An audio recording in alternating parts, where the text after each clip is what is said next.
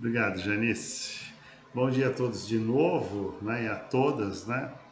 A maioria sempre é de mulheres, porque elas estudam mais, né? Parabéns. Bom, olha só, eu vou falar um pouquinho sobre gramática histórica, na verdade, tá? E os temas que eu pretendo abordar são esses daí. Eu vou falar livremente, tá? É, e vocês podem mandar mensagens se quiserem, ou se quiserem perguntar alguma coisa ou comentar, também podem levantar a mão.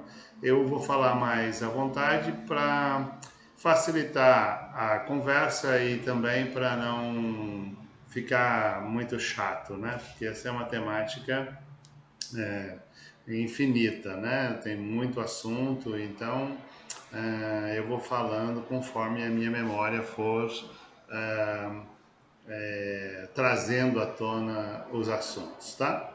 Então, agradecendo vocês por essa oportunidade. Eu acho que todo mundo viu, né? Eu estou lançando um livrinho bem básico sobre isso.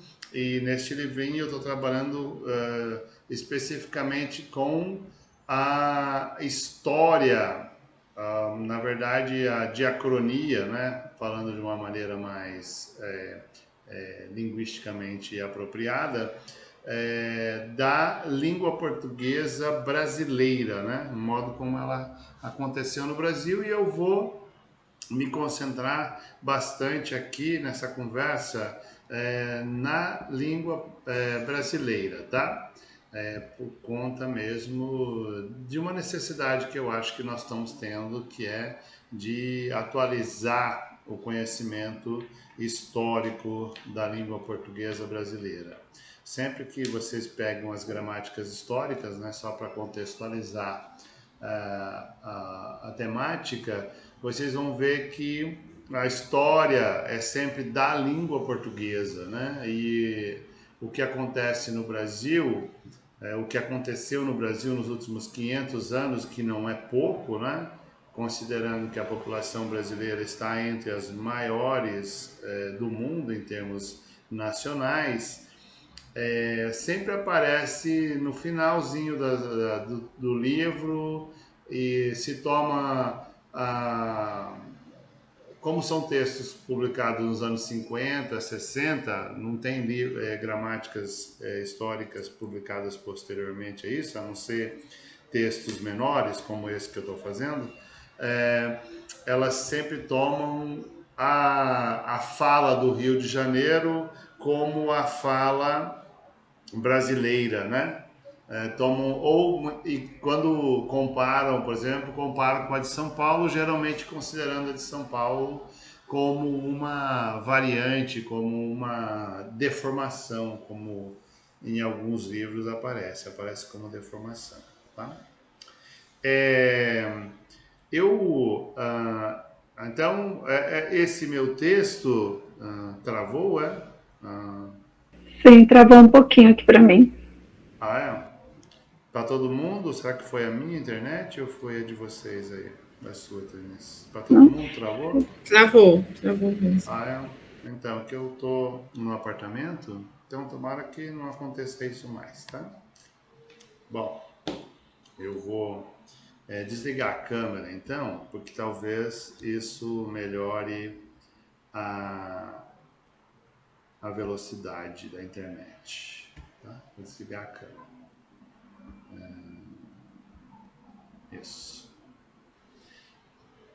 Então, continuando, então é o que eu estava falando, retomando, então, não sei o ponto onde travou, mas eu vou retomar, é, que as gramáticas históricas, né, todas elas publicadas nos anos 60 e 50, elas tratam a língua portuguesa brasileira sempre como uma coisinha lá no final, né? ah, e esquecem, né, toda a história, é, sensacional de mistura, né, de línguas africanas, línguas autóctones indígenas e línguas estrangeiras europeias, né, que aconteceram de maneira diferente em diferentes partes do Brasil, né? Então, e acabam desconsiderando isso. Então, a minha fala hoje é sobre a língua portuguesa brasileira, tá? Para dizer a verdade, eu acho que considerando os conceitos de nacionalidade, nós poderíamos falar em brasileiro, né? E nós poderíamos falar em português, falando de Portugal, e poderíamos falar de brasileiro, falando do Brasil, poderíamos falar de angolano, moçambicano, né? Cabo-verdianos, que já são, para simplificar, essa nomenclatura, né? Mas, por uma questão política, nós continuamos chamando de língua portuguesa, né? Então, atualmente, politicamente, a gente já fala de língua brasileira, portuguesa brasileira ou português do Brasil. Esse que tem sido o nome que se vincula nos livros e nas falas quando se trata de congressos, tá? Aí, no geral, a gente fala mesmo a língua portuguesa, né? Na rua, as pessoas falam língua portuguesa, tá? Questão de origem. Então, vamos tratar dessa temática aqui. Me disseram que o curso é de leitura e produção de texto, esse não tem muita ligação com leitura e produção de texto, mas eu vou apresentar algumas coisas que podem ser úteis na leitura e produção de texto, tá?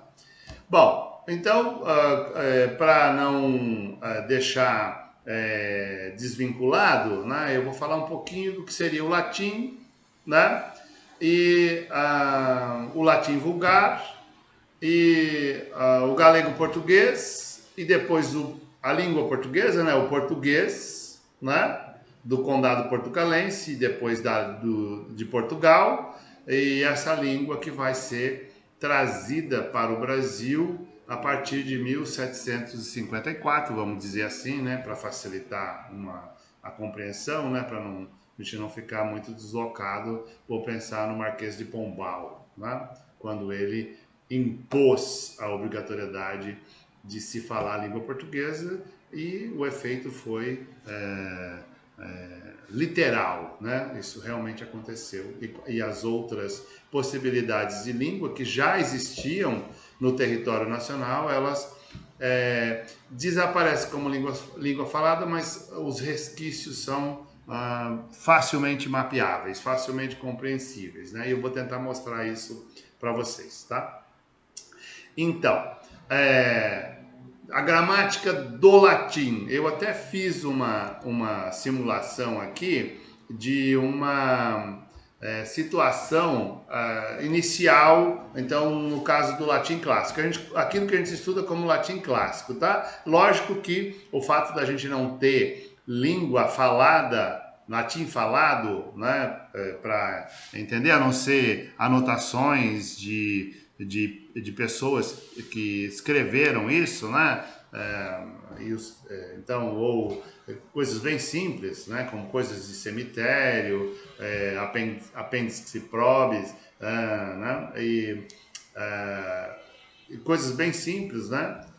Nós não temos nenhuma noção da língua falada em Roma, do latim falado, né? E o que nós temos então é a descrição normativa que nós chamamos de latim clássico, né?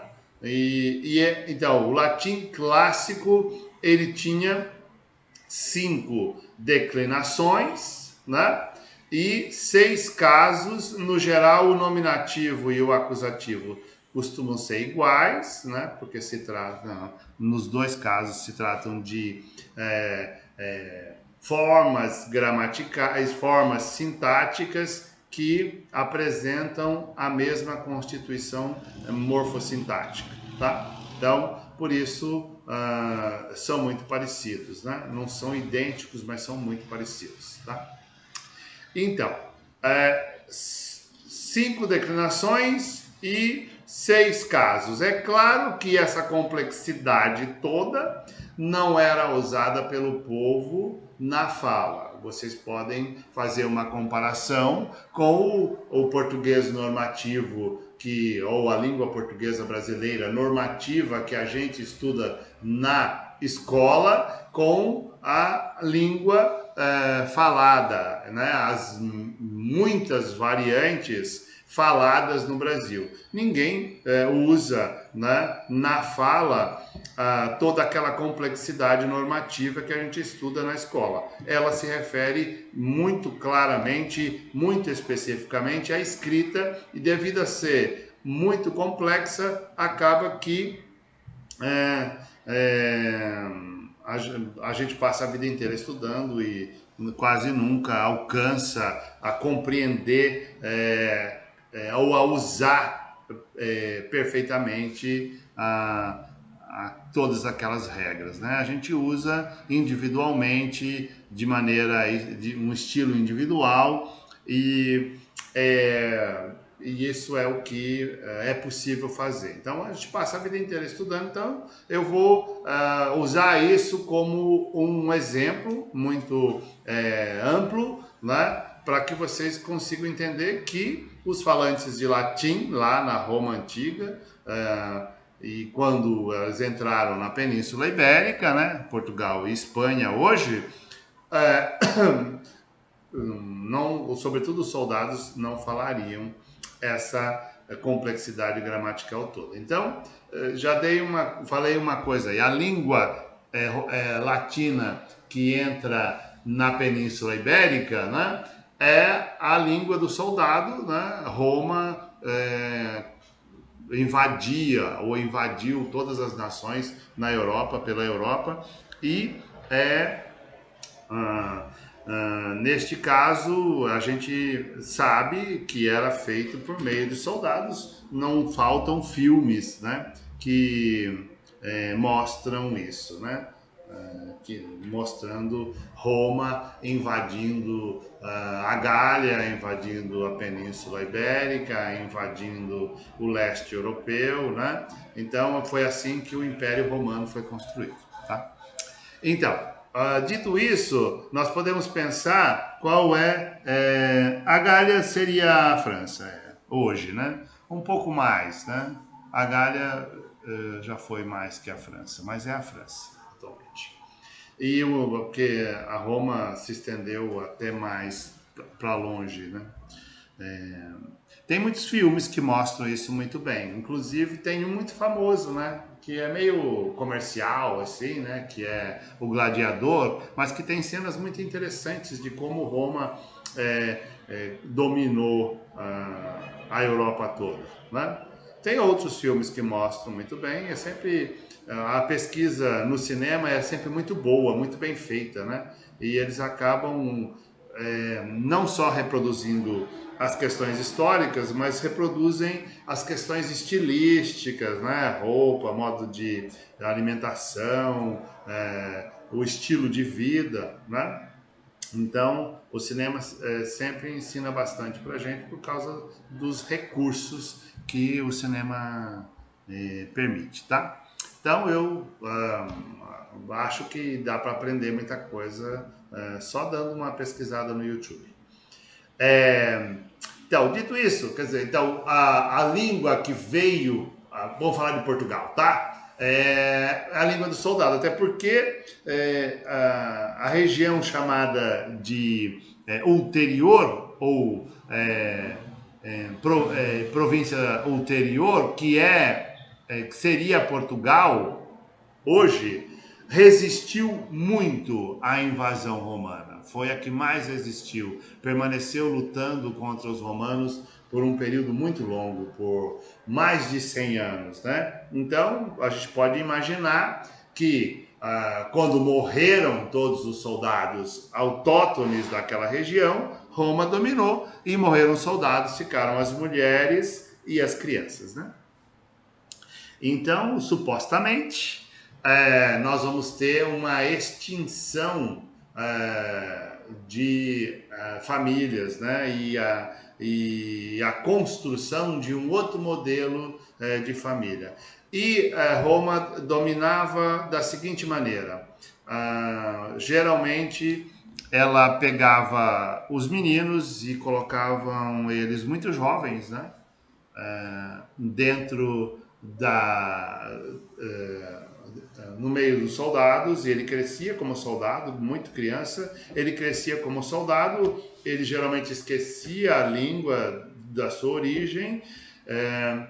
Existem descrições muito boas sobre isso nos livros da Carolina Michaelis e do Antônio, o marido dela, né? Esqueci o sobrenome dele. Já eu lembro.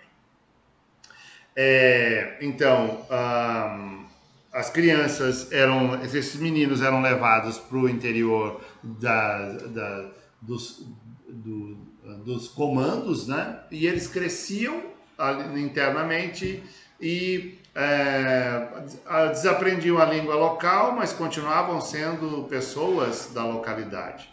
E quando eles eram adultos, eles eram mandados justamente para essas localidades e, lógico, eram aceitos porque eram membros, né, da localidade, mas eram soldados romanos, eles não sabiam nem o que era ser daquela localidade. Isso também aparece no Gladiador, de alguma maneira. Assim era que Roma dominava, né? Ela dominava. Então, ela tinha uma tecnologia muito mais avançada que qualquer outra nação, e ela construía estradas e ela tornava os conquistados cidadãos romanos. Então, como ela tinha uma cultura muito mais avançada, ela era muito mais atraente, e assim é que o latim como língua, ele foi implantado, né? E ele nunca mais desapareceu, porque a cultura em língua latina era a mais interessante, era a mais sofisticada de todas, né? Mesmo o árabe, que tinha uma tecnologia muito grande, né, que nós conhecemos como mouros, né? Os árabes que dominaram a península de 711 a 1490, né, algumas partes, né? Isso. Um exemplo. Mesmo a cultura árabe não conseguiu suplantar a língua latina como língua do uso, como a língua das localidades, né?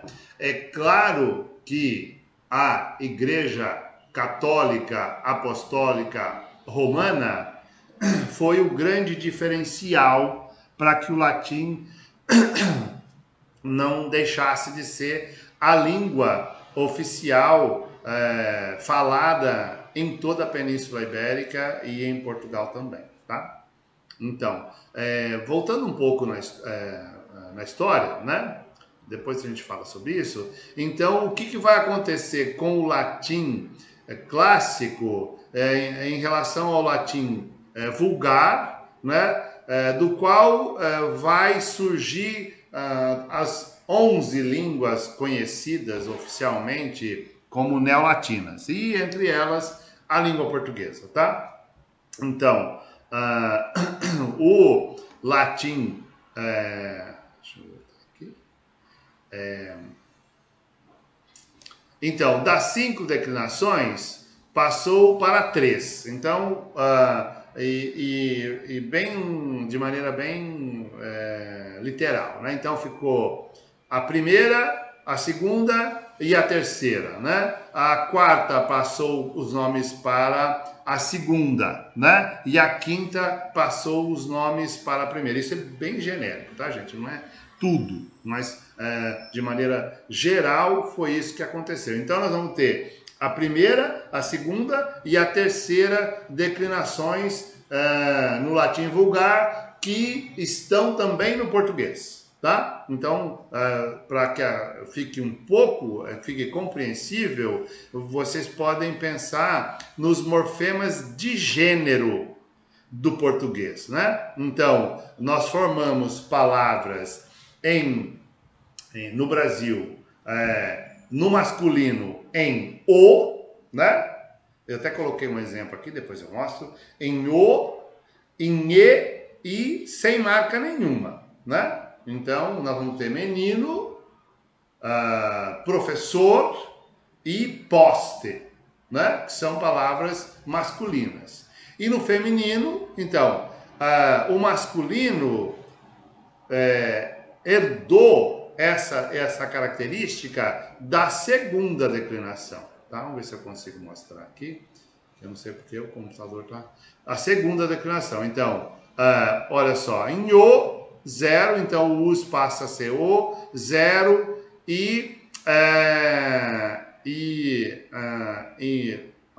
sem marca temática, que aqui está o R, né? Nós temos em outras formas, né?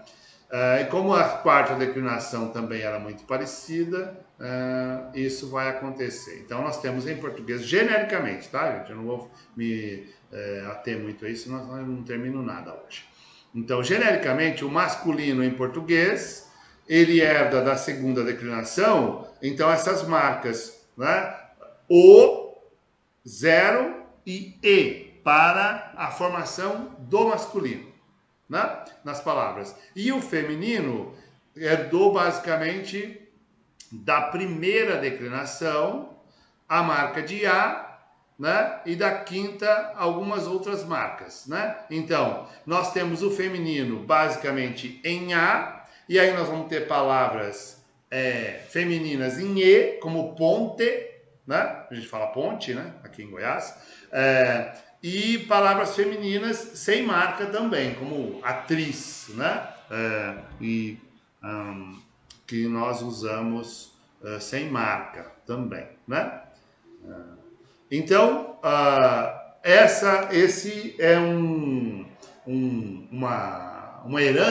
uma herança muito evidente na língua portuguesa brasileira, que vem do latim vulgar. É um exemplo para vocês, porque daqui a pouco eu vou mostrar as nossas gramáticas, as gramáticas publicadas da língua portuguesa até o século XIX, elas eram decalques das gramáticas do latim, tá? Eu não sei se eu separei algum exemplo aqui, mas se der tempo, eu tenho muitos exemplos no meu computador e eu mostro para vocês.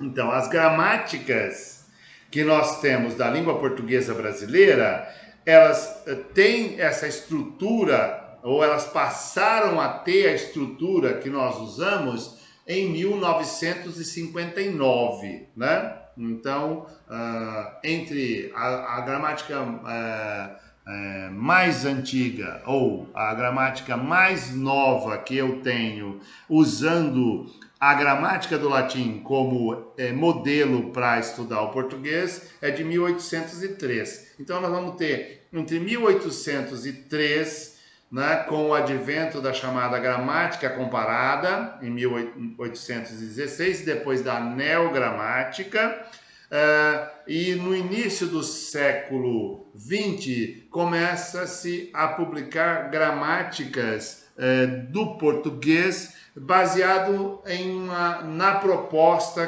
que nasceu ou que nascera na Alemanha, né, durante o século XIX. A primeira gramática publicada no Brasil é de 1909 e ela ainda não tem o modelo sintático que a gente conhece, tá?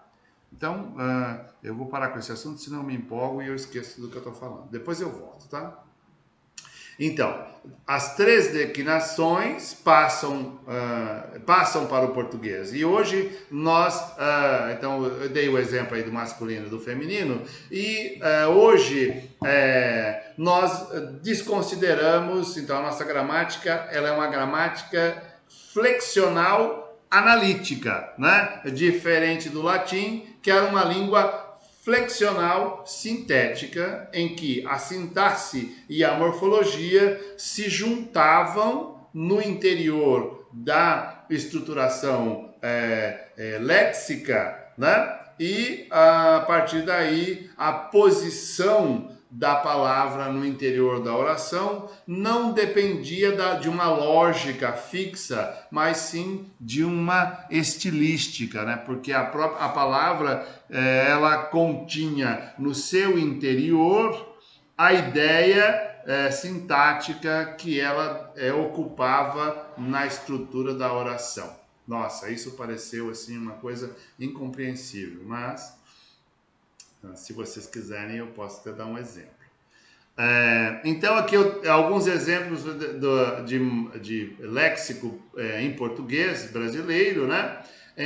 De palavras masculinas e femininas, né? Para ficar mais claro. Então, masculino, cachorro, inhô, carro, inhô, poste, inhê, calor sem marca, homem sem marca, né? O feminino, cachorra, né? Então, masculino, inhô, feminino, inhá, casa, feminino, inhá, que no caso não tem o masculino, né? Ponte, também não tem o masculino, e o feminino é inhê, e flor, que não tem marca, e mulher também não tem marca, né? De gênero, né? Na verdade são chamados de atemáticos, na verdade não tem um morfema de gênero marcado, né? O gênero sempre é marcado por um morfema adicionado. Eu digo a flor, né? A mulher, né? E como eu digo, o calor, o homem, né? Para a gente ter quando a gente não sabe o gênero da palavra, tá? Então, aí, para ficar então ainda mais simples, como a redução dos casos, né? Eu falei que eram 6, né? Eram 6 casos e passam a ser, então, menos casos. Olha só, o vocativo assimila o nominativo e o dativo assimila o genitivo, o ablativo assimila o acusativo, tá? Então, nós passamos a ter 3 casos no latim vulgar e esses 3 casos, eles estão distribuídos na língua portuguesa brasileira. É por isso, nós temos resquícios muito fortes dessa sintatização, digamos assim, vou usar uma palavra inventada aqui. Então, os verbos de cópula em português, né? Os verbos chamados de ligação, sobretudo o verbo ser, ele concorda muito mais facilmente com o objeto, ou predominantemente ele concorda com o objeto, justamente porque o objeto e o sujeito em português são iguais, né? Então, eles são exatamente do mesmo modo. O léxico é um só. Se eu disser que o cachorro comeu a carne, a palavra cachorro vai estar construída assim, do jeito que está aqui. E se eu colocar o cachorro como objeto, por exemplo, o carro atropelou o cachorro, então a forma, né, do cachorro, da palavra cachorro, como sujeito ou como objeto, ou em qualquer outra posição, nunca vai mudar de aparência. Então, isso é o que nós chamamos de flexional analítica. O português, como todas as línguas neolatinas, são línguas flexionais analíticas. Línguas vivas, flexionais sintética, assim, do modo como era o latim, o grego, o sânscrito, as línguas clássicas, não existe mais. O alemão apresenta traços, né, de caso e declinação, mas tem uma sintaxe bem menos complexa que era, por exemplo, a fórmula da flexional sintética do latim, do grego e do sânscrito, tá? Bom, se alguém tiver alguma dúvida, eu posso falar um pouco mais. Mas eu vou para frente porque atrás vem gente, né? Muita gente. Então, olha aí, eu até fiz um exemplo para que vocês pudessem ficar com uma fórmula mais clara, né? Menino, menina e o plural, né? Marca de plural. Aí o latim como era, né? Como é. Então nós vamos ter puer, puer, puer. Então tanto faz plural, singular. Aí a forma de plural e singular. Puela, né? Puel, puela, puelai, né? E então as mudanças que ocorriam no interior da forma linguística do latim, tá? Então essa é a diferença básica de uma língua flexional sintética para uma língua flexional analítica, que é o português brasileiro. Tá? Não vou me estender muito sobre isso, era mais um exemplo para que vocês pudessem entender que a raiz, quando a gente diz que o português é latim, literalmente, tá? Literalmente é isso, né? O sistema EO já está muito modificado, mas é um dialeto do latim, literalmente, tá? E a gente deve entender isso para poder entender dialetologia, né? Tá? Bom, então, do latim vulgar, nós vamos ter na Península Ibérica um período em que a região que é Portugal, a região que é Espanha, constituiu uma única nação, né? E essa única nação ela começa a se dividir em partes, né? Então, nós temos o condado portucalense e o condado de Castela. Essa divisão que vai ocorrer no século XIV e XV, não, no século XI e XII, né? Vai criar a possibilidade das nações chamada Castela, né, que nós hoje conhecemos muito mais como Espanha, mas Espanha vai além de Castela, né? Portugal, que também vai além do condado portucalense, tá? Então, isso vai largando Castela para lá.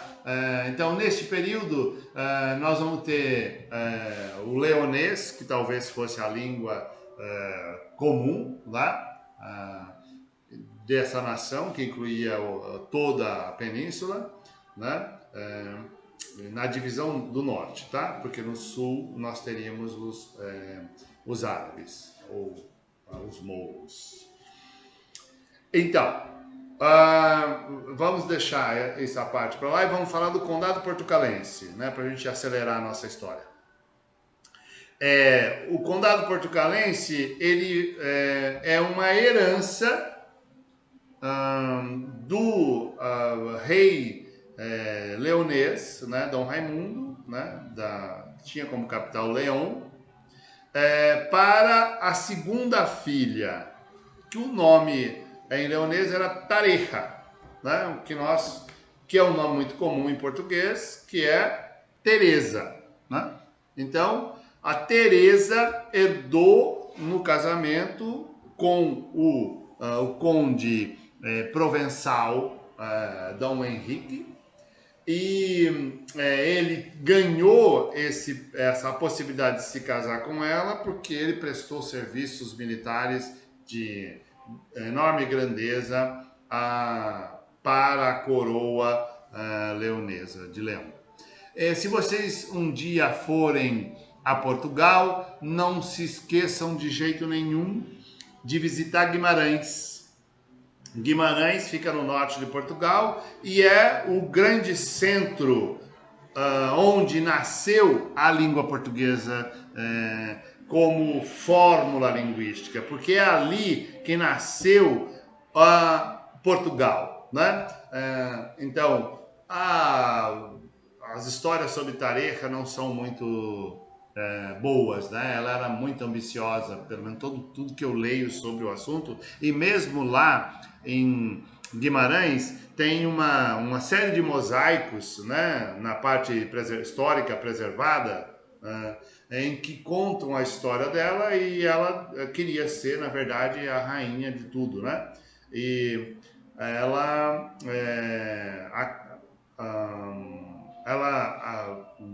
acaba, junto com o marido, decretando a independência do Condado Portucalense. Tem uma série de questões aí, né, que levam a isso, mas o que sempre se coloca em evidência era a ambição dela. E ela se torna o primeiro rei de Portugal, depois ela se torna rainha de Portugal e o filho acaba se tornando o primeiro rei de Portugal numa batalha que se chama Batalha de Guimarães, a luta do exército do filho de Tareja contra o exército dela, tá? E então aí surge de fato Portugal, tá? Então, se um dia vocês forem a Portugal, não se esqueçam de visitar Guimarães e não se esqueçam de ir nas ruínas, na parte histórica, para vocês poderem ver toda essa... Tá tudo muito bem contado lá e, inclusive, deve ter, na internet, deve ter este material disponível, tá? Inclusive, tem retratos dela, né? São pinturas muito rudimentares, mas existem pinturas. Eu acho que na internet, no Google, vocês vão achar, tá? Princesa Tareja ou Princesa Teresa, que foi a primeira rainha de Portugal, né? Ou a mãe do primeiro rei, né? É sempre uma questão aí, sempre uma discussão sobre isso. Então, continuando. Então, nós vamos ter a língua portuguesa nasce aí. O Portugal é a nação mais antiga da Europa, tá?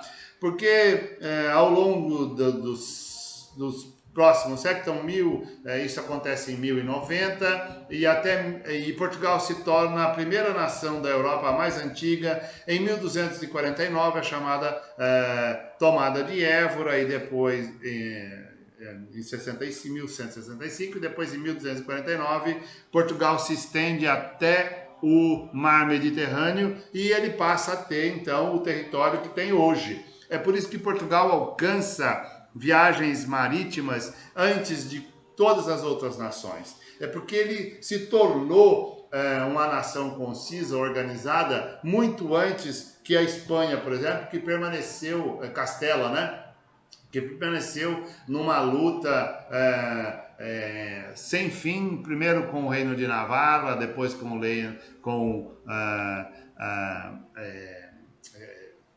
os árabes, né? Então, no filme 492, Em Busca do Paraíso, que é a história do Colombo, né? Que é com o Gerard Depardieu e a Sigourney Weaver, o filme começa justamente na batalha final, né? Em 1490, em que o reino de Granada, né? É dominado pelo reino de Castela. Então é o momento em que a Espanha se torna o país que ela é hoje. Então, quase mais de 200 anos depois de Portugal. Sim, é um excelente filme, Cristiano. Gosto muito daquele filme, tá? Inclusive, eu cito ele e indico na gramática lá como uma pesquisa muito interessante sobre a história da formação das Américas, né? Vamos dizer assim. Tá? Então, olha só.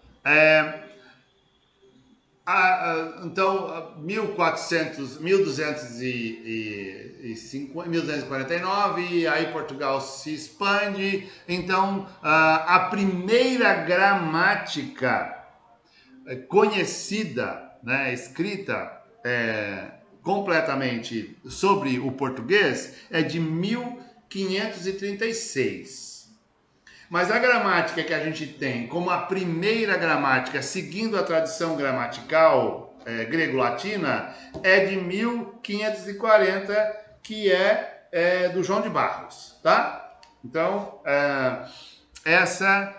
eu cito as duas no meu texto lá, mas eu me concentro muito na gramática do João de Barros por causa da facilidade de ver a exemplificação. Ele teve financiamento do governo, né? Então a publicação saiu muito clara, muito fácil de entender. E como era uma gramática orientada para o jesuitismo, né? Porque os jesuítas dominavam Portugal, eram os pensadores, ela traz a tradição greco-latina para dentro do estudo gramatical acadêmico da língua portuguesa, e isso vai se estender até os nossos dias, tá? Vai se estender até a nossa realidade. Então, como nomenclatura e como modelo mesmo de gramática e como modelo também de ensino de gramática, né? Isso se estende para as outras ciências também, mas no ensino de gramática a gente tem a relação mestre-pupilo muito evidenciada, tá? E essas gramáticas, elas trazem na essência delas a estrutura da gramática latina, tá? Então, com casos e declinações. Então, vocês podem imaginar a língua portuguesa descrita em casos e declinações, porque se a gente se esforçar, nós vamos achar os casos e as declinações, as 5 declinações, na verdade mais propriamente as 3, mas a gente acha 5, mas mais facilmente as 3, como eu mostrei, e achamos todos os casos em língua portuguesa. E por falta de uma pesquisa linguística, que só vai ocorrer mesmo no século XIX, né, ocorrem pesquisas linguísticas, mas dentro da filosofia, e sempre com temas muito básicos, muito próximos aos temas de Platão e Aristóteles, né? Até o século XVIII, a linguística, eu estou falando bem amplamente, tá, gente? Permaneceu com as mesmas temáticas, né? Discutindo a essência humana da língua, discutindo, na verdade, a essência histórica do ser humano a partir da língua, discutindo o modo como a mente poderia produzir pensamento através das línguas, né? E é só no século XIX que começam pesquisas sobre a estrutura evidente do texto, né? Então, a língua como manifestada, então, estudar as partes dela, como se fazia lá na Grécia Antiga e em Roma, com o latim, né? Então, é lógico, como a única metodologia que eles conheciam era aquela herdada da língua latina, o clássico, isso foi aplicado às neolatinas. Então, isso começa com o castelhano, né?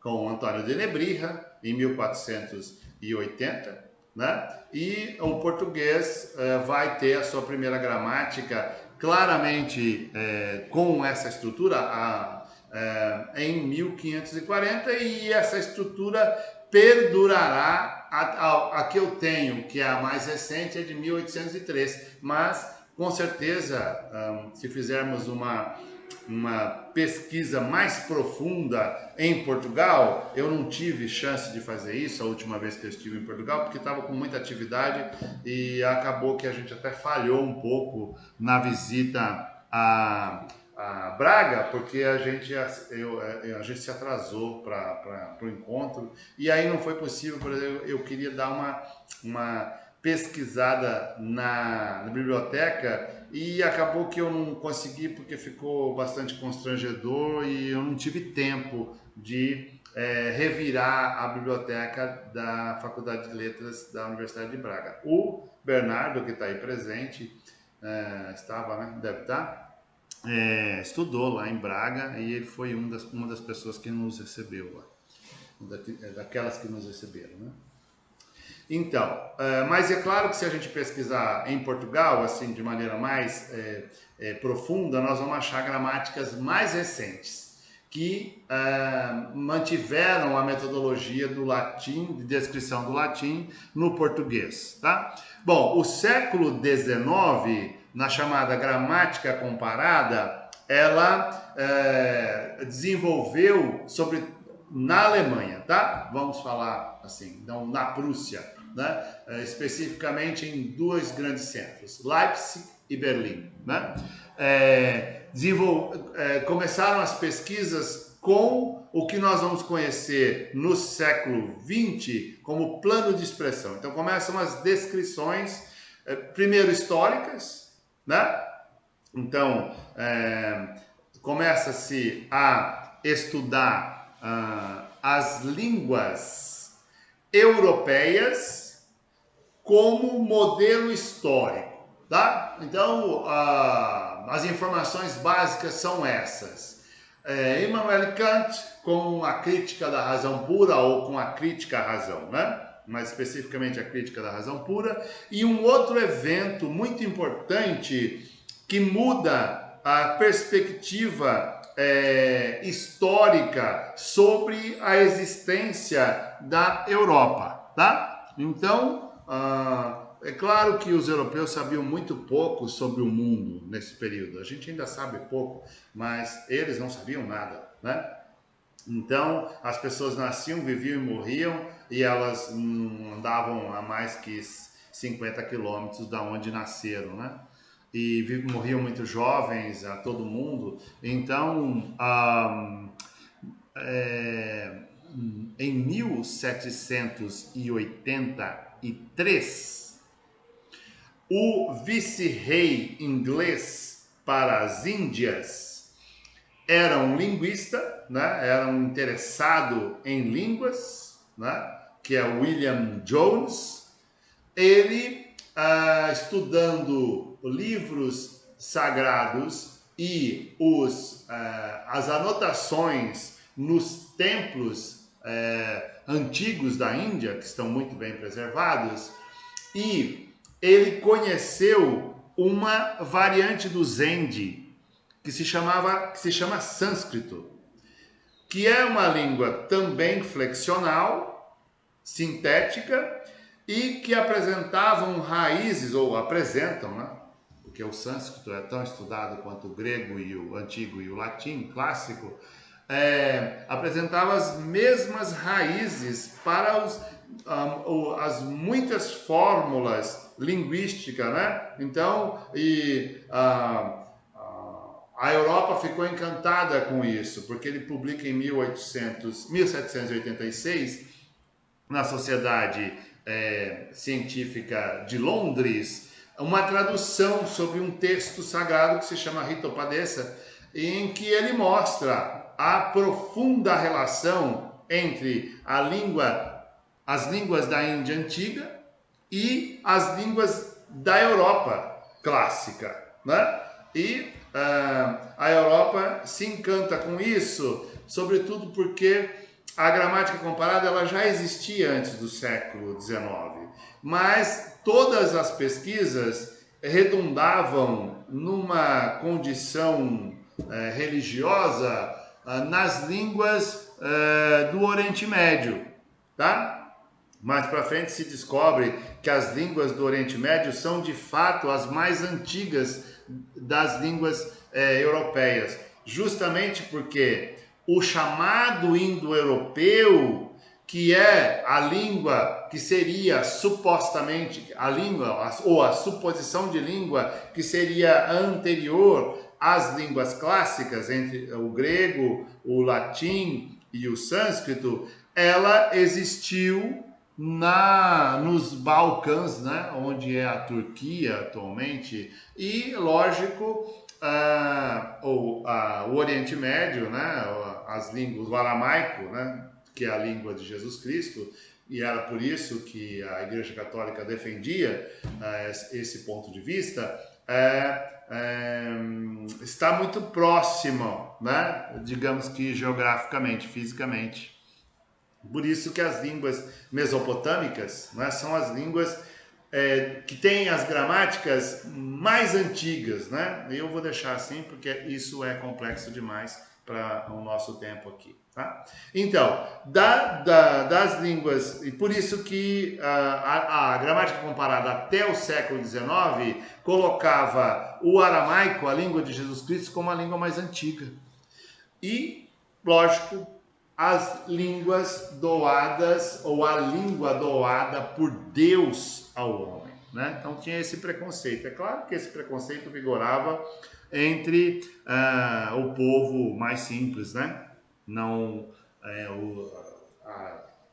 a classe dominante sempre sabe um pouco mais, né? E o conhecimento do sânscrito, né, a descoberta do sânscrito, que é um nome muito feio, né, mas é assim que é nomeado nos livros, a descoberta do sânscrito coloca a história da Europa muito mais antiga da possibilidade que se conhecia, que era defendido nos dogmas religiosos, né? Ao lado da descoberta do indo-europeu, é esse o nome que vai ganhar, essa suposta língua anterior, a língua mais antiga da Europa, ou a língua que teria sido se espalhado pelo mundo inteiro. Então, esse é o indo-europeu, né, que é chamado.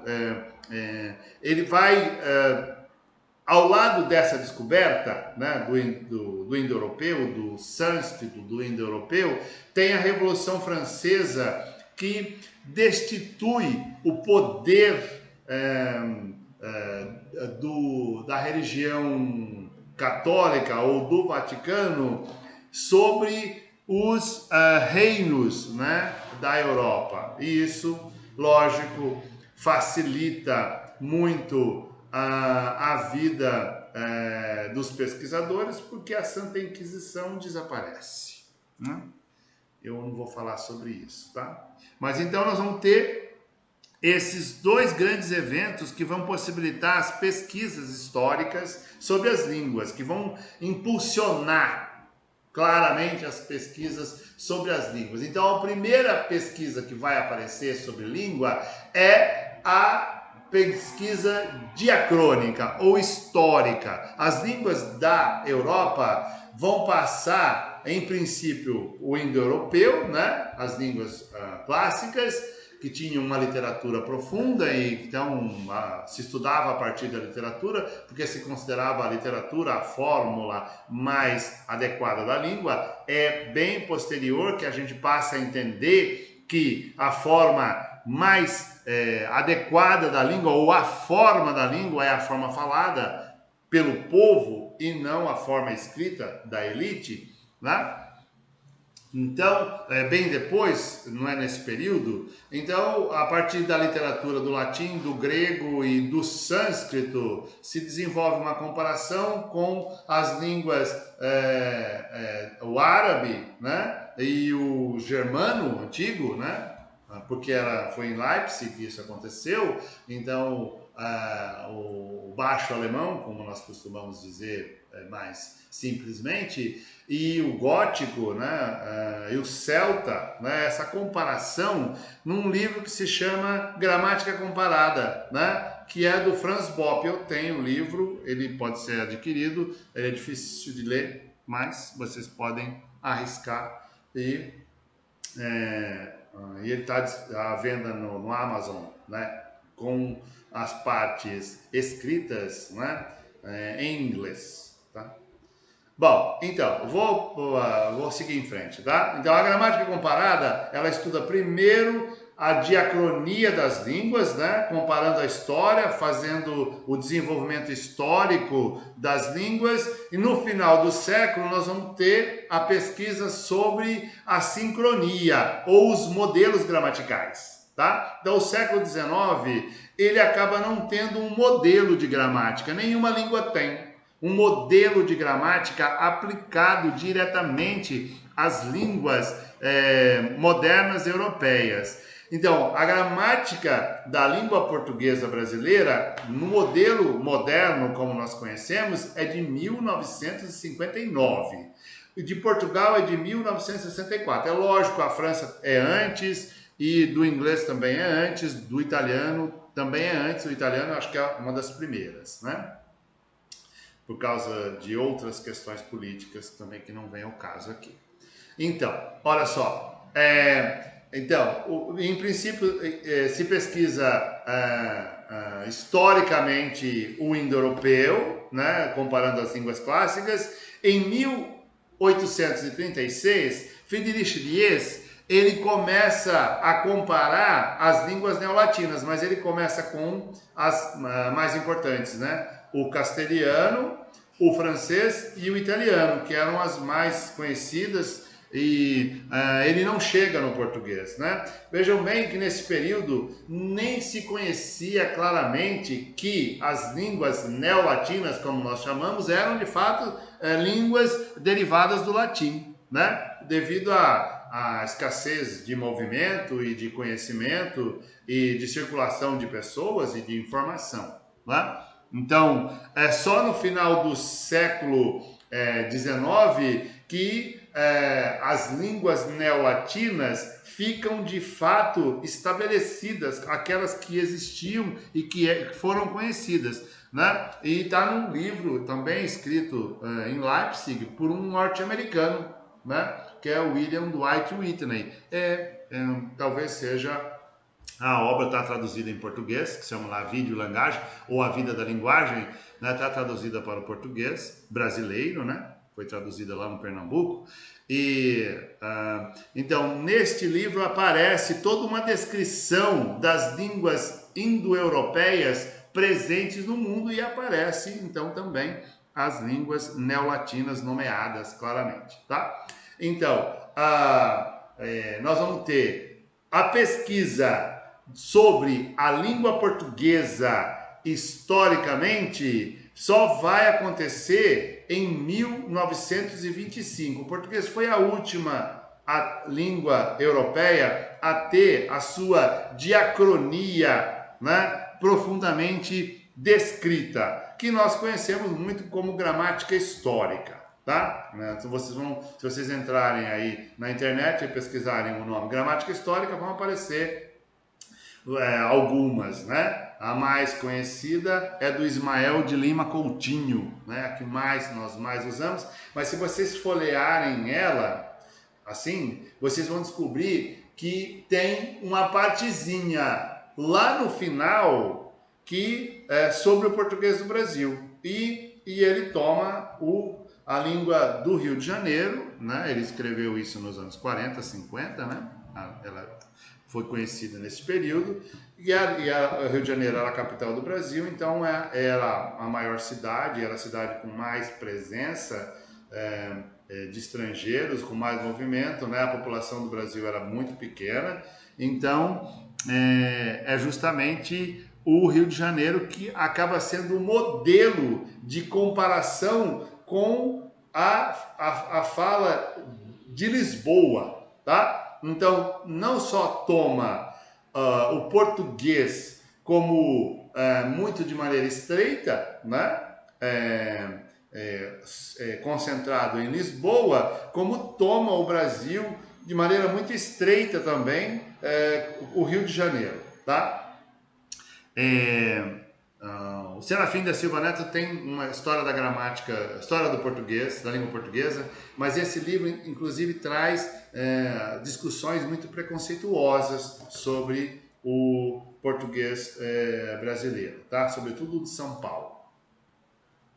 Ele viveu a vida inteira em Portugal, mas ele escreveu um pouco sobre o português do Brasil e o que ele disse não está nem de longe correto, tá?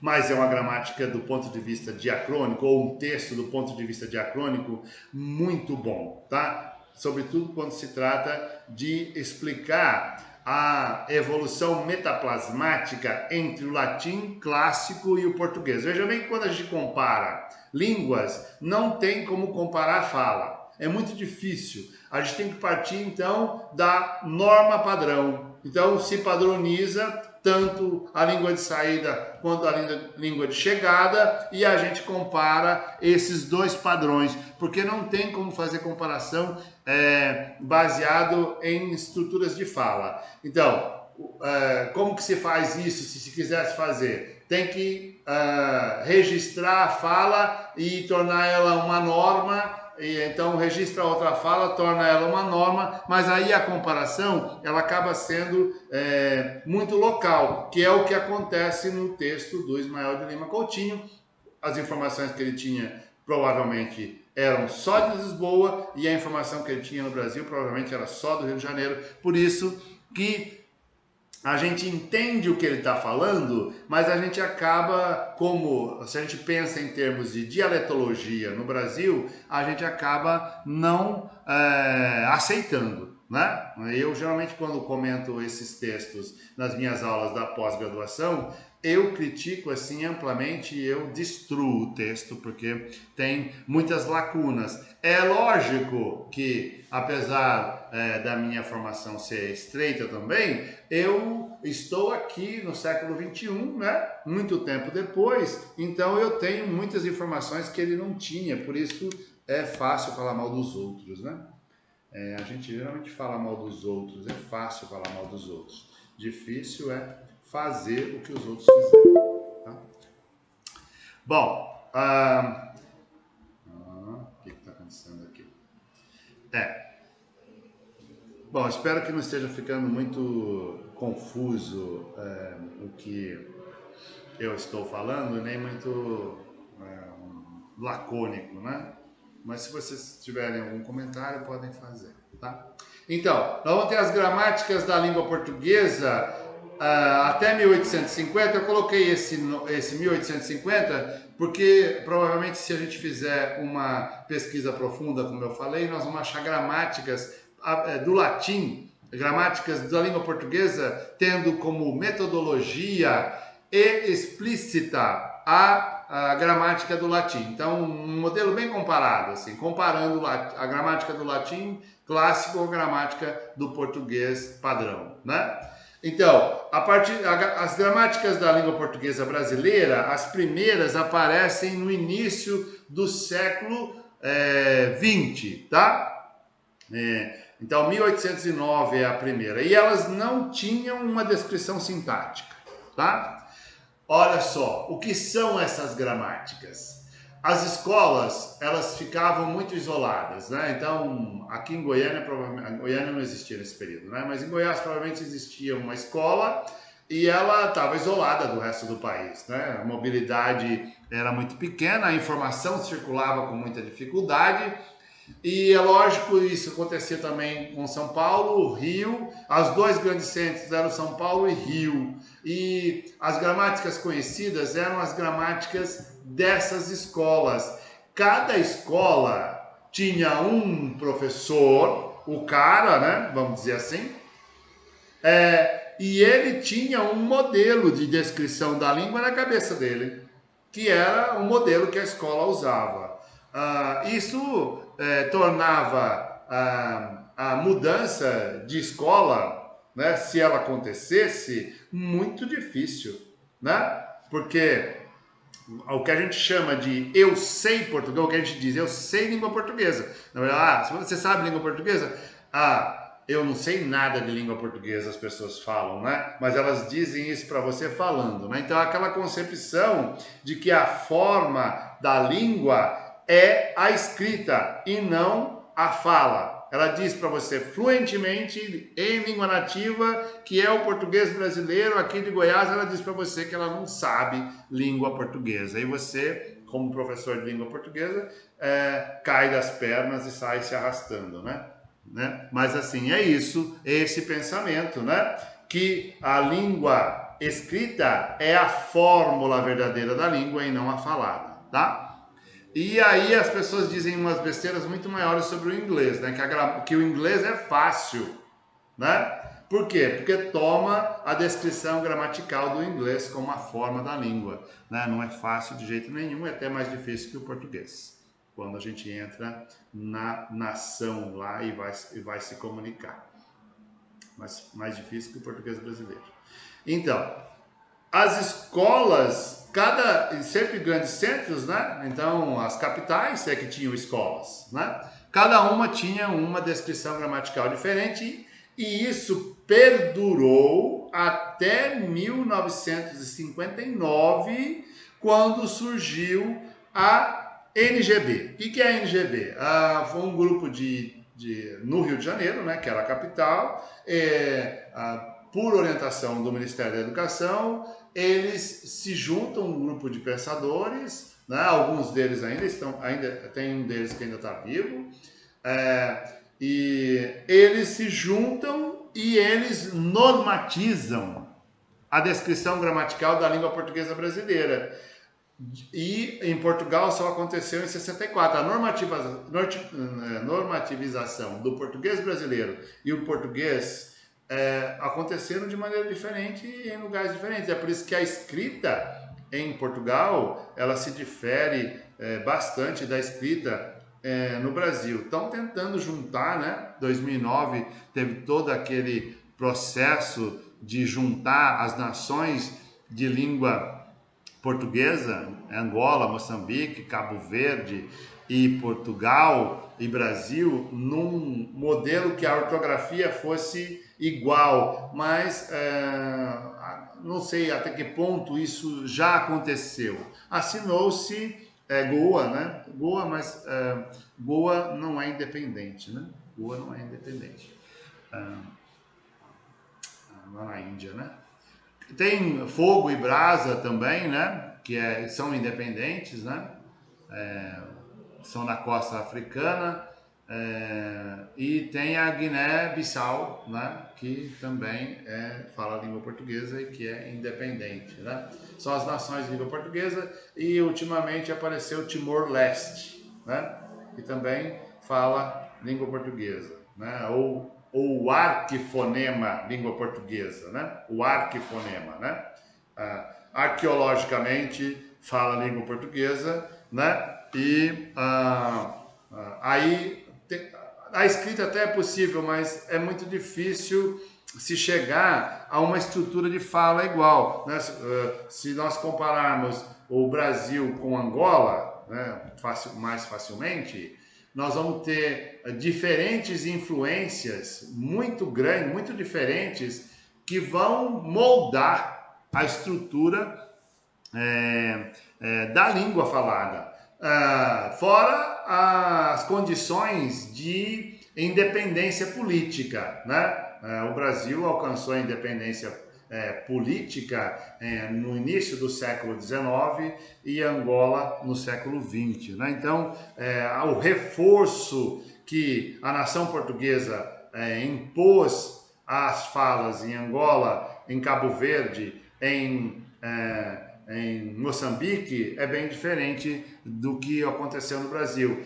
E o Brasil recebeu uma leva de imigração europeia, italiana, alemã, sobretudo italiana e alemã, mas muito grande também de falantes de castelhano, e falantes de francês, e falantes de inglês, que torna a fórmula da língua falada no Brasil muito distinta da fórmula falada nessas outras nações. Então, e aí nem vou falar do holandês, né, na costa do Nordeste, né,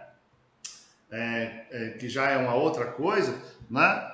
Então, todas essas influências, elas são diferentes. Então, juntar todas essas nações do ponto de vista linguístico é uma tarefa, eu acho que impossível, tá? Nós podemos até criar uma norma padrão escrita para todas essas nações, mas nós nunca vamos criar uma norma padrão estilística para todas essas nações. Então, se vocês lerem livros publicados em Angola, eu leio bastante, tenho livros de Moçambique também, a gente entende as palavras. Mas eu acho mais difícil entender o ponto de vista cultural dos países africanos que estão presentes naquela literatura, é mais difícil do que entender o francês. Eu leio muito em francês, leio muito em italiano, e leio muito em espanhol, em inglês, e eu acho mais difícil. Por quê? Porque a explicitação cultural torna o texto inacessível, né?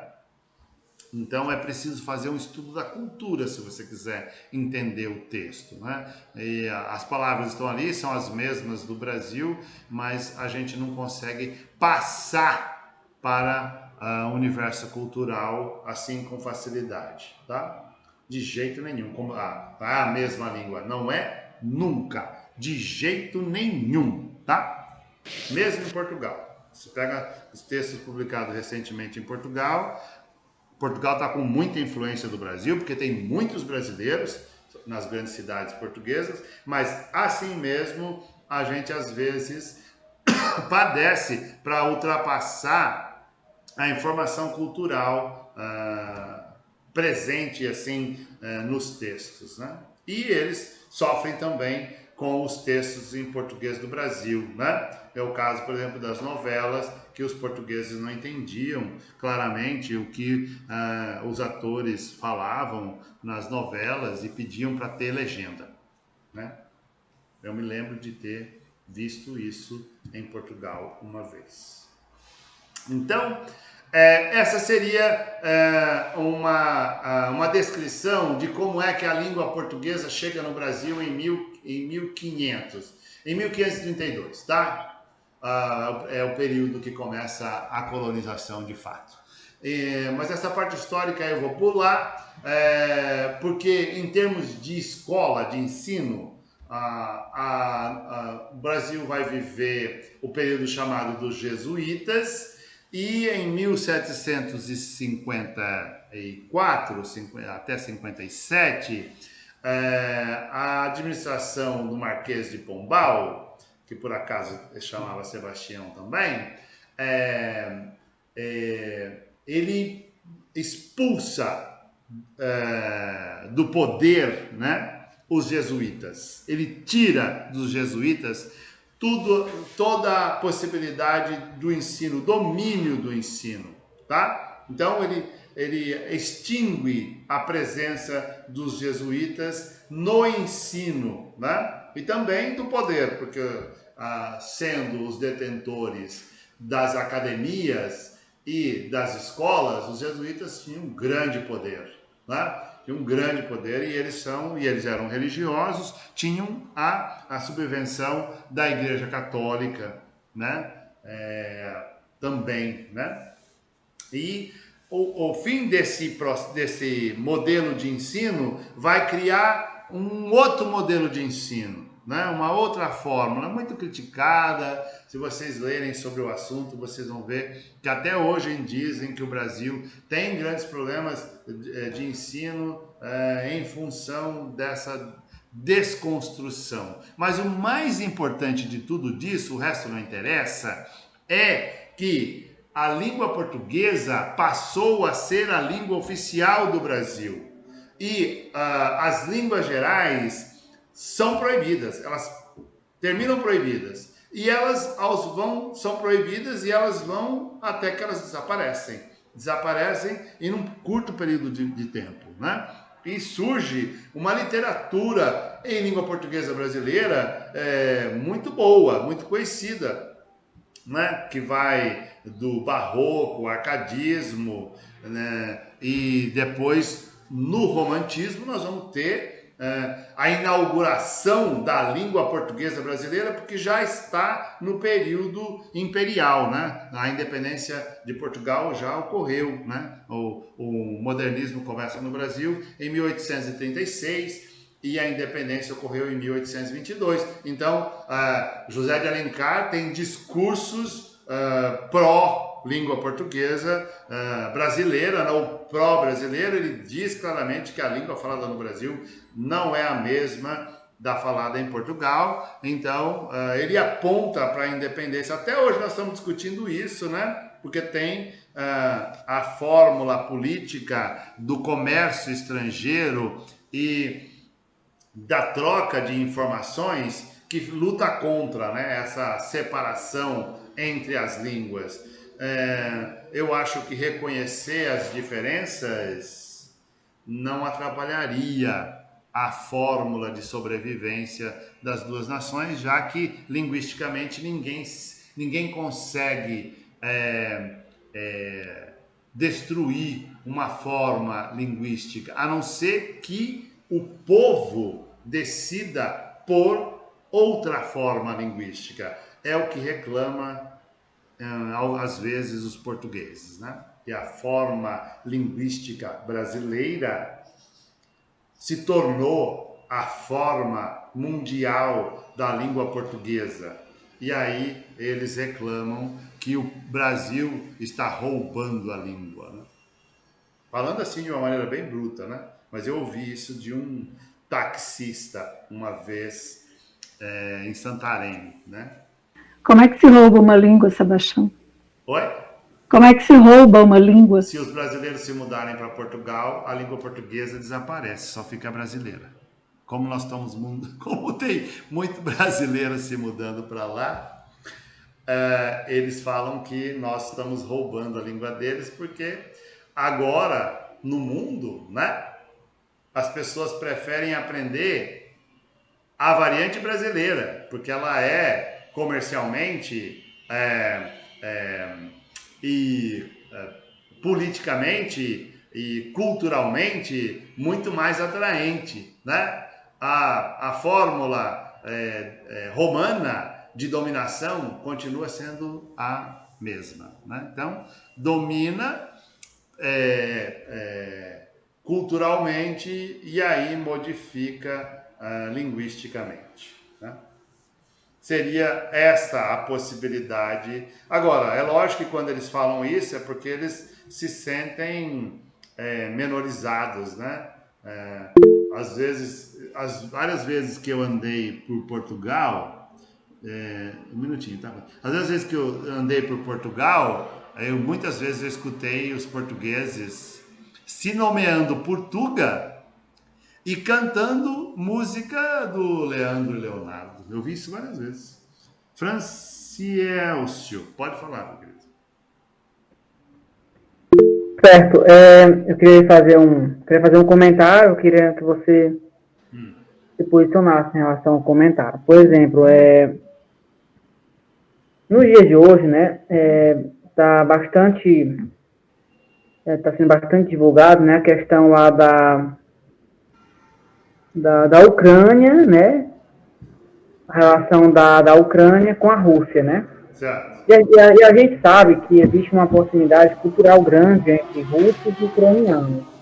Você falou muito baixinho, você pode repetir? Oi? Fala mais alto, porque o som tá baixo. Tá bom. É o seguinte, atualmente, nos dias de hoje, está sendo bastante divulgada a relação da Ucrânia com a Rússia, né? Os conflitos que vem ocorrendo lá.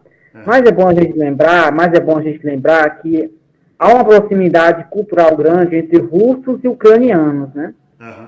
E um ponto que existe proximidade é em relação à língua, né? Na Ucrânia, né? É notável que muitos ucranianos falam russo, né? Pela proximidade que há entre os dois países, né? Certo. E agora a Ucrânia, e agora a Rússia, ela quer, né? Ela quer vencer a guerra, né? Que está acontecendo lá, né? Para atender seus interesses, né? Para atender seus interesses. Aí eu lhe pergunto, caso a Rússia ela vença essa guerra, né?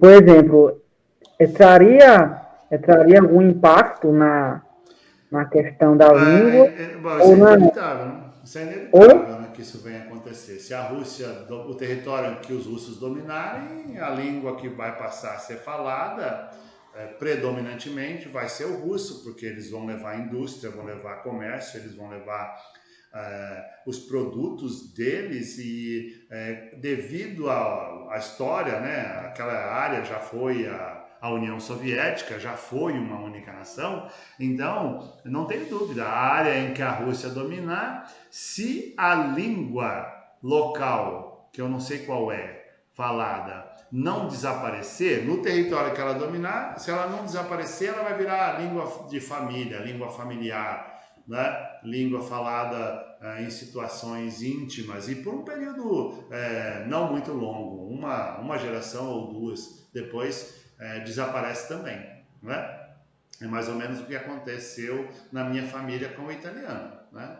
A minha geração sabe um pouquinho, né? A geração dos meus sobrinhos e a geração posterior dos meus primos, nenhum sabe nada de italiano, aliás, tem rejeição. O que sabem sobre a Itália é o que é do futebol, e ainda assim como inimigo, né? E isso provavelmente vai ocorrer lá também, né? É isso que vai acontecer. Onde há uma dominação política, a tendência é que haja uma dominação cultural e a extinção de uma cultura específica.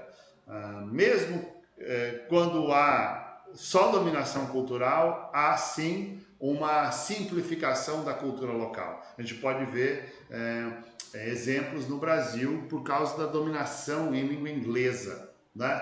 Nós temos uma simplificação na música, nós temos uma simplificação no teatro, o cinema brasileiro é um decalque do cinema norte-americano, não poderia ser diferente, né? A tecnologia vem toda de lá e aí nós somos viciados em internet, a internet foi criada lá e o que veio e o conteúdo que vem quase todo de lá. Então isso evidentemente está criando ou fazendo desaparecer uma cultura local mais identificada com a realidade brasileira, né? Então isso vai acontecer lá também. Dani, você perguntou alguma coisa? Você quer falar alguma coisa? Opa, quero sim, professor. É Dani? Eu queria... Oi? É Dani mesmo. Aracati, Dani. Pode chamar de Dani, tá ótimo. Certo. E eu gostei muito da sua apresentação e também eu venho das artes, né, e da antropologia. Certo. E achei muito interessante o jeito que você conseguiu resumir, passar em vários teóricos, né? E se alguém quiser o livro do Franz Bopp, eu tenho ele em PDF, não precisa comprar. Eu posso passar para as pessoas. Ou em inglês? Oi? Em inglês. Ou em inglês? Em inglês. Em inglês eu tenho. Tá. Bom, eu tenho uma segunda parte, né? Que eu prometi para a Janice, que eu ia falar sobre o Brasil. Então, agora vamos falar sobre o Brasil. Na verdade, o tema é esse aqui, a realidade linguística brasileira. É lógico que eu não vou conseguir me aprofundar muito, né? Depois, se vocês lerem a gramática que eu publiquei lá, vocês podem se aprofundar, mas tem outros textos que fazem isso que vocês podem usar, tá? Então, sobre como falam os brasileiros, tá? Essa é uma palestra que eu fiz uma vez a convite da Janice, lá em Uruaçu, e aí eu dei uma sofisticada nela, porque eu falei lá para crianças, né? E então eu dei uma sofisticada para falar com vocês hoje, tá? Olha só, eu falei das línguas gerais, né?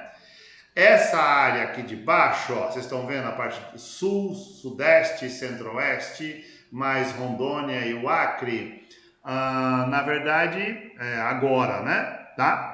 Mas no passado, a colonização dessa região, ela parte daqui, do litoral de São Paulo, né? Vocês sabem, a cidade mais antiga do Brasil é São Vicente, e dos povos indígenas que existiam aqui, né? Tupi, Tamoio, Tupinambá, né? Porque eram todos tupinambás, há uma junção com a língua portuguesa dos jesuítas e surge uma língua chamada Língua Geral Paulista, né? Que tinha como a base a língua indígena, o tupinambá, e como língua de superestrato, né? O português quinhentista. Isso vai criar a chamada Língua Geral Paulista ou simplesmente Tupi, como a gente conhece, tá? E a partir de São Paulo, o Tupi vai alcançar toda essa região aqui, ó, tá? É por isso que os nomes de rios, de cidades, são todas em Tupi, né? Veja bem que muitos desses nomes são recentes, então muitos desses nomes são criados recentemente usando a estrutura sintática do Tupi, que ainda existe como língua de literatura, né? Existem cursos universitários, né, que se pode fazer, né, sobre o Tupi, tá? Na USP tem, eu acho que no Rio de Janeiro também tem. Então, toda essa região aqui, ó, foi amplamente dominada pelo Tupi, né? Nos chamados bandeirantes, né? Então, Goiás, como já fez parte da província de São Paulo, foi ocupado linguisticamente por essa vertente da língua portuguesa, das línguas gerais, até, como eu disse, 1754, 57, quando o Marquês de Pombal proíbe a língua geral. Eu não vou me aprofundar muito nisso não, porque o tempo já está indo, tá? Então, essa região aqui falava língua geral paulista. Nessa região norte aqui, outras línguas gerais apareceram, porque a colonização foi feita a partir da província aqui de Pernambuco, né? Ou aqui do litoral da Bahia, ou do litoral do Maranhão, ou do Grão-Pará, né? Que foi criado em 1757, né? O Reino do Grão-Pará. Então, essa região ela vai ser colonizada a partir daqui. E aqui vai surgir, aqui existia uma outra língua geral muito importante, que é a língua geral brasílica, né? Então, essas duas línguas gerais têm gramáticas muito bem estabelecidas. O José de Anchieta escreveu a gramática do Tupi. Então, está disponível online, se vocês procurarem, vocês vão achar. E a língua geral, ou a gramática da língua brasílica, que foi descrita pelo Luiz Vieira, o padre Luiz Vieira, a partir das concentrações de indígenas e portugueses que existiam na costa do Maranhão e no Pará, tá? Então, também está disponível online, se vocês procurarem, vocês vão achar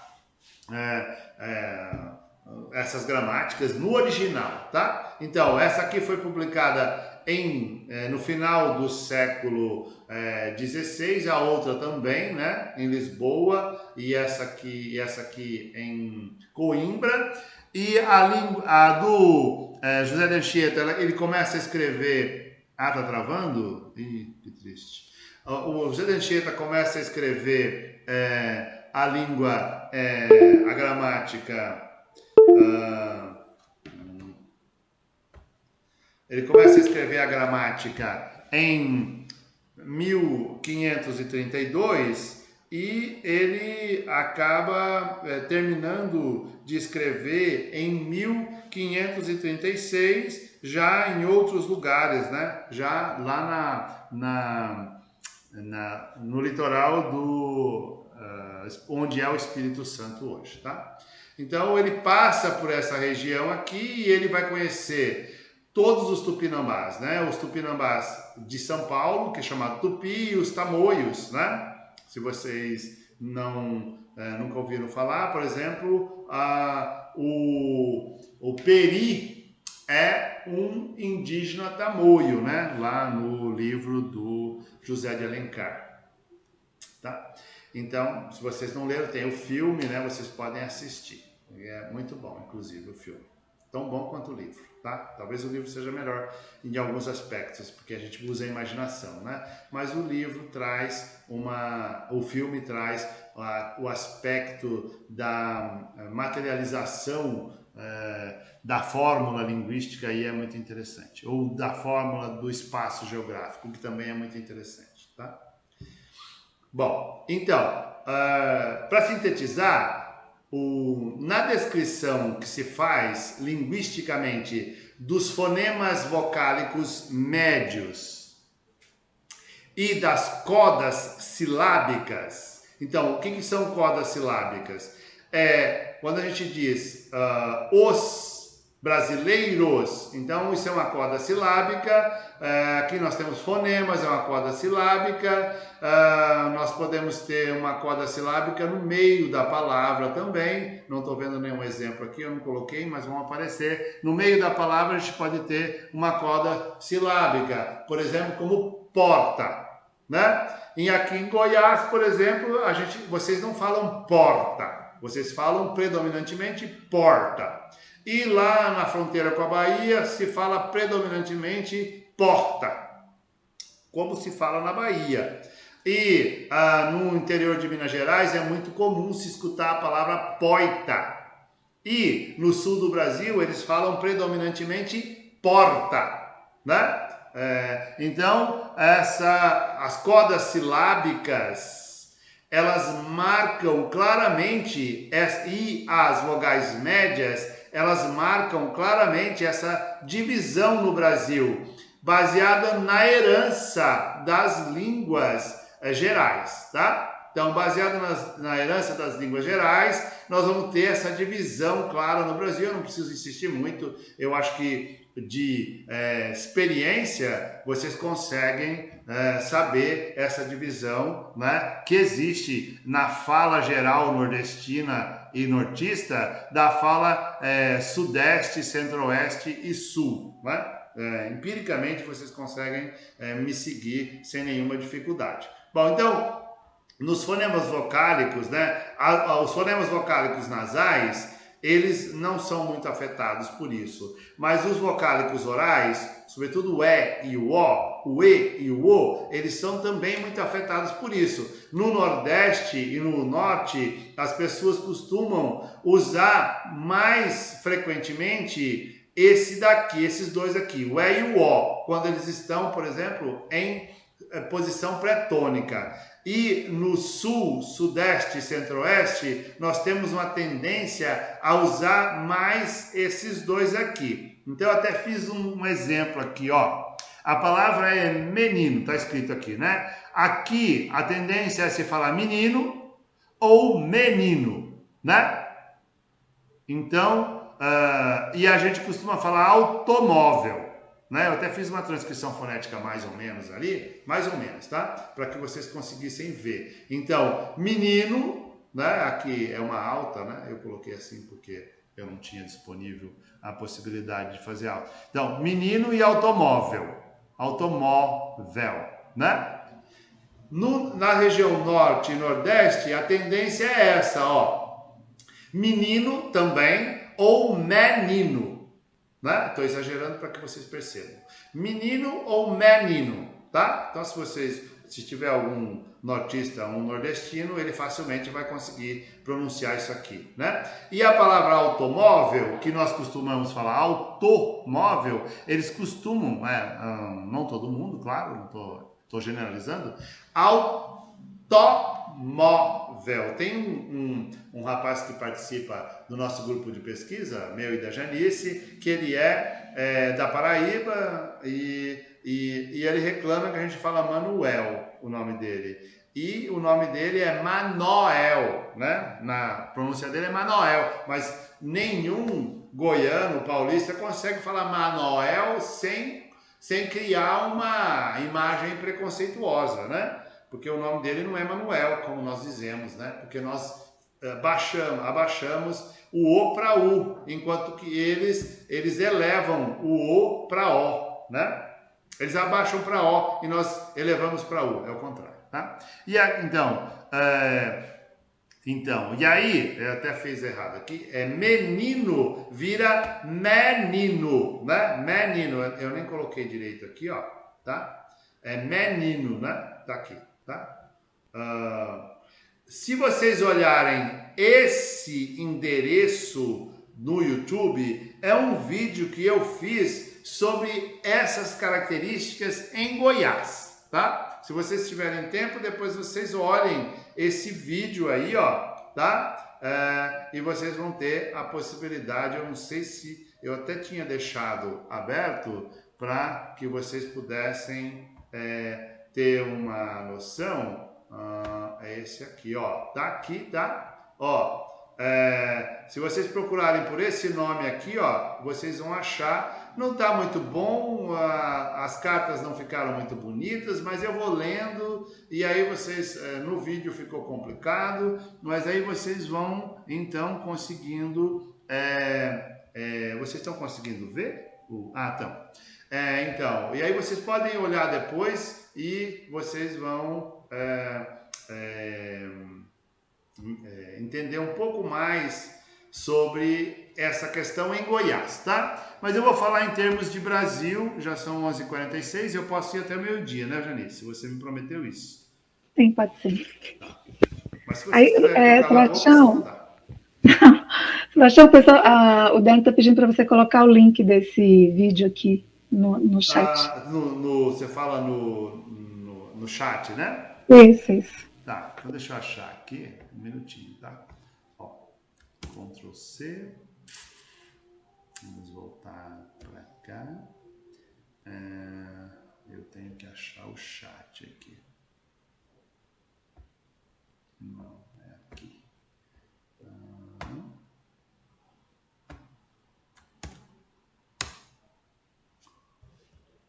isso, obrigada. Né? Estão conseguindo ver? Sim. Então tá. Acho que tem duas versões na internet, tá? Acho que essa daí ficou melhor. Deixa eu aumentar aqui para que você. Deixa eu me aumentar aqui para ver se vocês conseguem ver melhor, tá? Então, no Rio Grande do Sul, Santa Catarina e Paraná, o atlas chamado ALERS, Atlas Linguístico Etnográfico da Região Sul, né? A descrição das codas do D e do T e das vogais médias vão acontecer assim, olha. Então, sempre que tiver o S é S mesmo, é C, é sibilante aqui, ápico dental, né? Ápico alveolar. E por exemplo, porta, que é o que eu estou usando aqui como exemplo, vai dar basicamente porta, às vezes porta, no Paraná, tá? O D, por exemplo, de dia, vai ser di mesmo, dia, como é aqui em Goiás.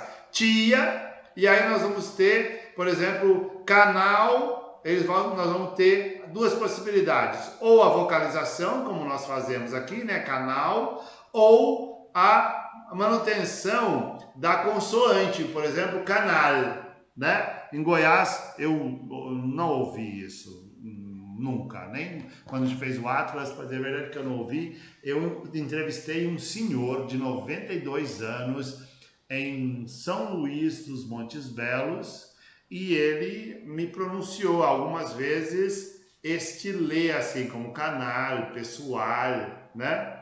Mas essa é uma fórmula muito antiga que não existe mais na fala paulista, carioca, goiana, que é no sul do Brasil, né? No Nordeste ela nunca existiu, né? Então, no Norte. E, bom, Santa Catarina vai ter umas características muito parecidas com as características do Paraná. Então, as vogais, o E é mesmo, e o O é O, né? Tá errado aqui, tá? Ficou errado, tá?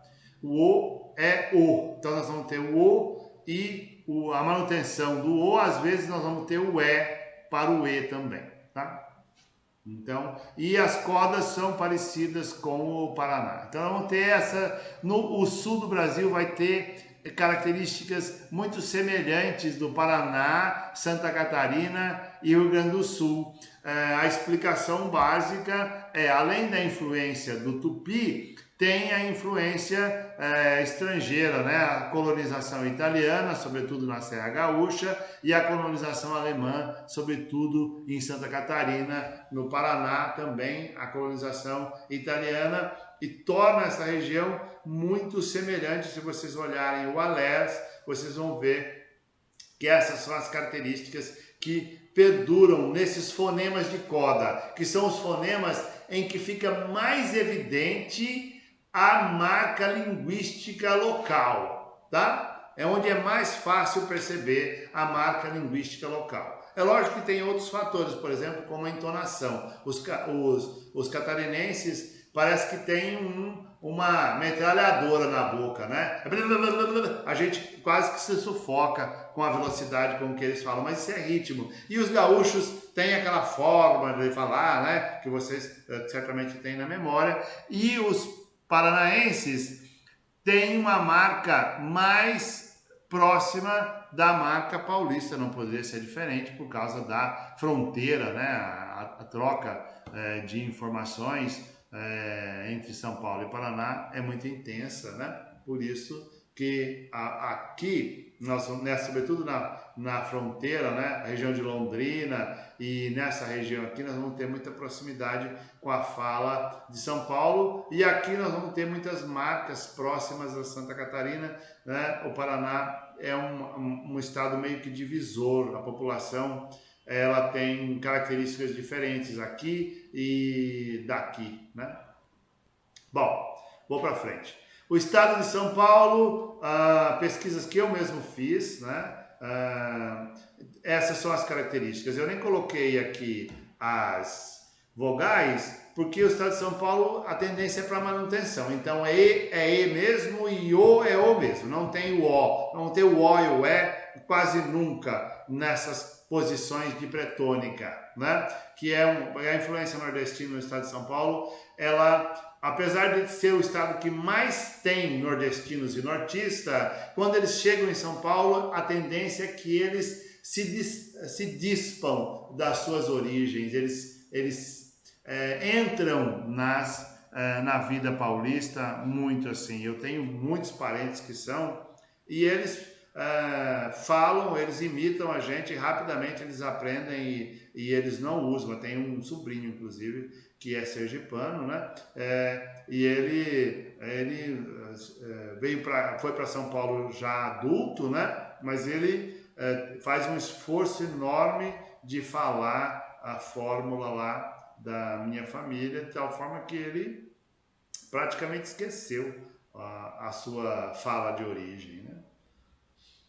Aí Goiás, né, fui eu e um grupo da UFG, né, a professora Tânia, a professora Aline e o Daniel, e mais um grupo de alunos que fizemos a coleta. Então esses são os dados, né? Goiás, nessa região aqui, tem uma tendência para o alçamento, como eu mostrei lá em cima. Mas essa região aqui tem uma forte tendência para manutenção. E mesmo, e nós temos alguma neutralização nessa região aqui, ó, região de Iporá, Mineiros, aquela região ali, entre Iporá, Mineiros, Santa Rita, Rio Verde, por causa do período das tropas, das boiadas em Goiás, que eram muitos maranhenses e piauienses. E aí a mistura com a fala que veio com os bandeirantes, cria um E e um O neutro, que a gente não sabe se é E ou se é E, a gente não sabe se é O ou se é O. É muito difícil saber a distinção,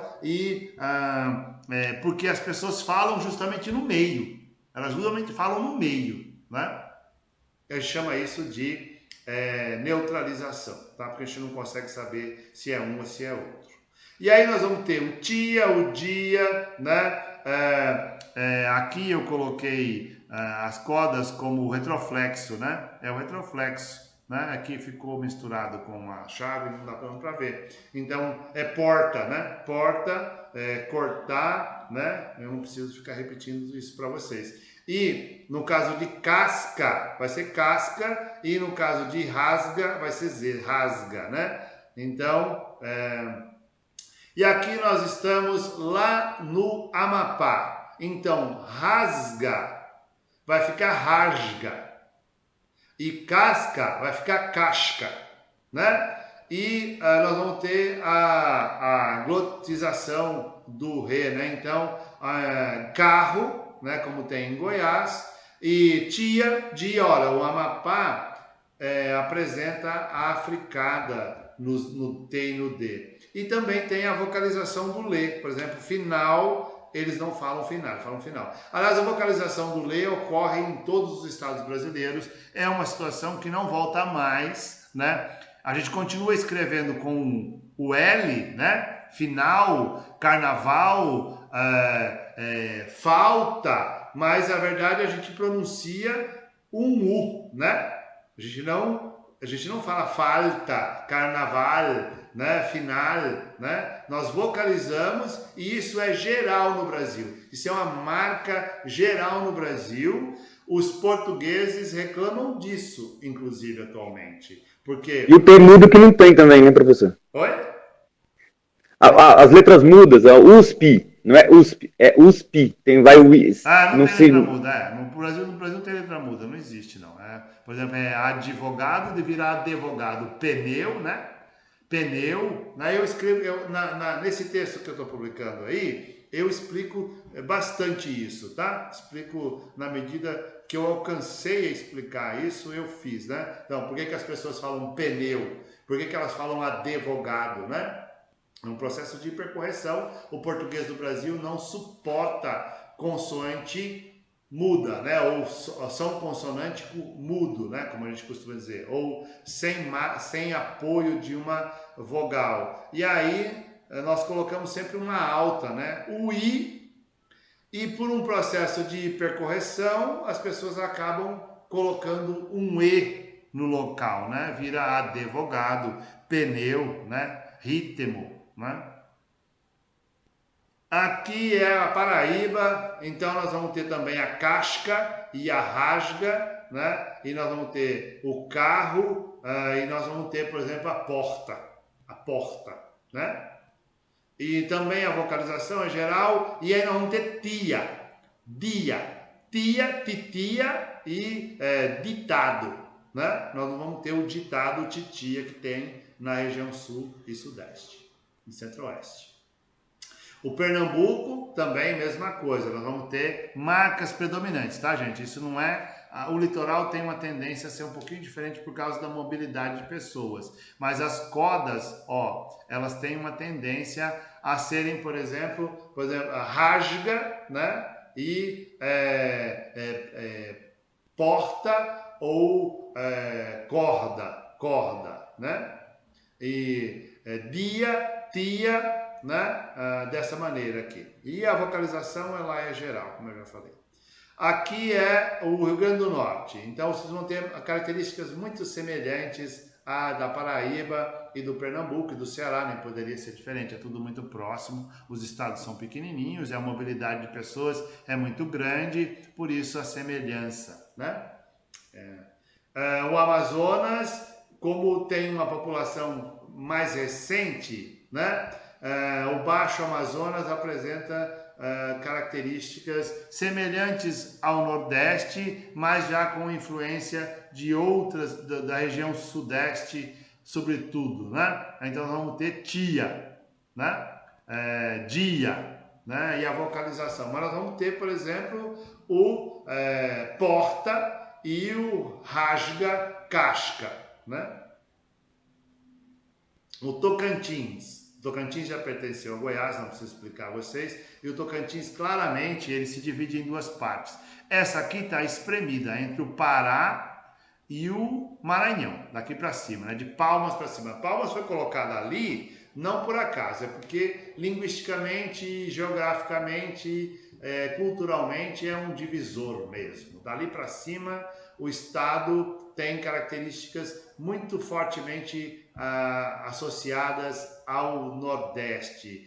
E isso não é tão por acaso. Além do Maranhão e o Pará estarem aqui, a Belém Brasília, quando foi asfaltada, ela foi feita por uma empresa de Fortaleza, que trouxe um contingente enorme de homens, né, para trabalhar. E é lógico, eles se casaram ali, eles ficaram ali, e a influência linguística é evidente. E aí nós vamos ter forte marca das codas assim. Então, porta, a gente acha porta também, mas acha porta, e a gente acha rasga, e rasga, e casca e casca, tá? E a vocalização em geral. A parte sul, nós vamos ter uma semelhança maior com Goiás. A gente vai encontrar, então, o porta, mas a gente encontra muito porta. A maioria, inclusive, fala porta. E a gente vai encontrar, por exemplo, rasga e casca. A gente não encontra o casca e o rasga, tá? E o Maranhão, lógico, pertence ao Nordeste, é a influência maior no Tocantins, na parte norte aqui, né? Então ele apresenta características. Foi uma pesquisa que a Maria Célia, né, uma amiga nossa que fez mestrado e doutorado na UFG e que mora em Balsas, que é professora lá, ela que fez essa pesquisa, e aí eu me aproveitei para mostrar, né, então como que é a fala ali. Mas veja bem, o T e o D, eles são africados, né, mas as codas apresentam forte marca, por exemplo, rasga, casca e porta, né? O Sergipe, a pesquisa foi mais limitada, mas a gente percebe claramente que é pia, dia, rasga e casca, né? Não tem o rótico, né? A porta não aparece, mas eu já morei em Sergipe e eles falam porta, tá? Aí, para eu não me alongar muito, porque eu já fui para além daquilo que era permitido, aí uma síntese para vocês verem como que é essa divisão. Então, se vocês pegarem as codas silábicas e as vogais médias, nós vamos ter essa divisão aqui, ó. Passa, na verdade, eu acho que passaria mais alto aqui, né? Pegaria mais do Tocantins aqui do que, na verdade, eu coloquei aqui. Mas, por uma questão assim de manter a divisão geográfica, né? Região norte, região nordeste, então o norte e o nordeste ficaria dentro dessa descrição linguística, né? As codas dessa maneira e as médias dessa maneira, tá? E